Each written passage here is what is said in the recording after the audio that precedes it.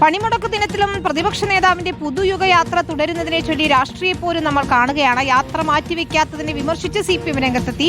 കോൺഗ്രസിന്റേത് അങ്ങേയറ്റം തെറ്റായ നിലപാടാണെന്നാണ് CPM സംസ്ഥാന സെക്രട്ടറി MV ഗോവിന്ദൻ വിമർശിച്ചത്.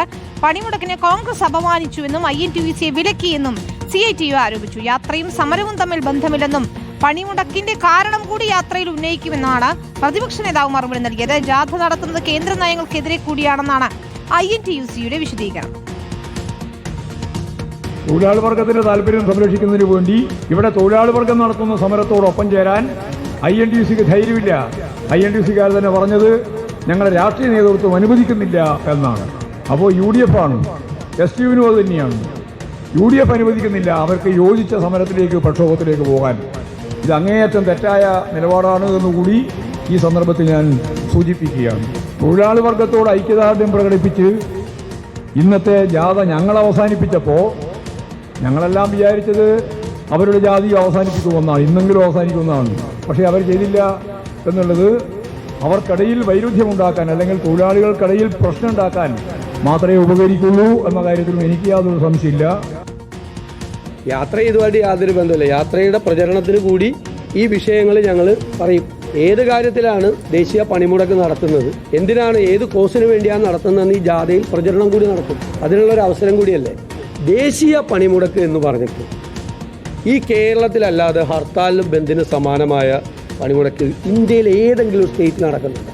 ഇവിടുന്ന് തമിഴ്നാട്ടിൽ പോയാൽ അവിടെ ഇങ്ങനെ സംഭവം നടക്കണ ആർക്കും അറിയില്ല.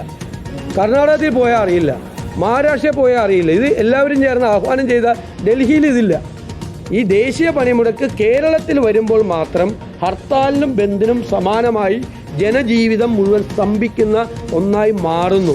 അത് കാലഹരണപ്പെട്ടതാണോ എന്നൊരു പൊതുസമൂഹം ചർച്ച ചെയ്യട്ടെ.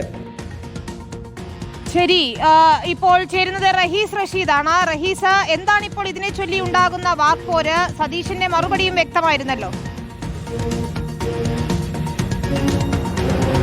വിനീത, ഈ പണിമുടക്കിന് പിന്തുണ അർപ്പിച്ച് പുതുയുഗ യാത്ര മാറ്റിവെച്ചിട്ടില്ല എന്ന് മാത്രമല്ല, ഇത്തരം സമരങ്ങൾ കാലഹരണപ്പെട്ടതല്ലേ എന്ന ചോദ്യം കൂടി പ്രതിപക്ഷ നേതാവ് VD സതീശൻ ഉന്നയിക്കുന്നുണ്ട് എന്നതാണ് പ്രത്യേകത.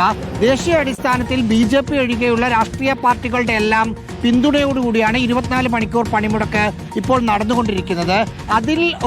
അതിൽ പിന്തുണ നൽകിക്കൊണ്ടാണ് LDF മേഖലാ ജാഥകൾ നിർത്തിവെച്ചത്. പക്ഷെ UDFും അത്തരത്തിൽ നിർത്തിവെക്കും എന്നതായിരുന്നു എല്ലാവരും കരുതിയിരുന്നത്.